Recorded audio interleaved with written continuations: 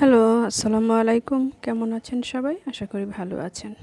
মায়ের শাড়ি। বহুদিন পর মায়ের একটা শাড়ি বের করলাম। শাড়িটা অনেক পুরাতন।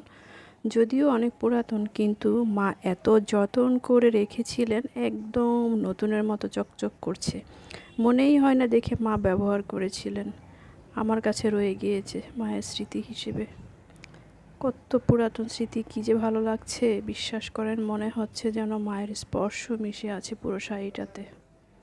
অনেক দিন ধরে শাড়িটা পরবো, কখনো ভাবি পরবো, কখনো কেন জানি পরতে ইচ্ছে করে না, কারণ যার শাড়ি যে দিয়ে গেছেন সে তো নেই।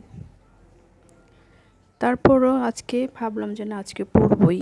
তাই আজকে শাড়িটা নিলাম, একটু বাইরে যাব, ঘুরে আসবো। কারণ শাড়িটা মাঝে মাঝে যদি না পরি, তাহলে হয়তো দেখা যাবে একটা সময় শাড়িটা ভাজে ভাজে অনেক সময় নষ্ট হয়ে যায়। সেজন্য আজকে শাড়িটা পরবো, ইউজ করে আবার একটু ধুয়ে টুয়ে রেখে দেবো, দেন শাড়িটা ভালো থাকবে। এরকম অনেকগুলা শাড়ি হাতের কাজের, মা খুব হাতের কাজ খুব পছন্দ করতেন এবং খুব যত্ন করে রেখে দিতেন।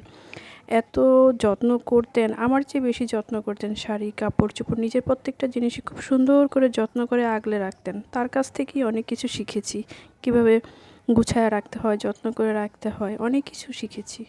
দেখেছেন কি সুন্দর এখনও শাড়িটা আছে, অথচ কত পুরাতন। না হলেও 10 থেকে 15 বছর আগের হবে শাড়িটা। মিনিমাম 15, 100% হবে, তারও বেশি। আজকে একটু বাইরে যাব, দেখা যাক কী হয়। ধন্যবাদ।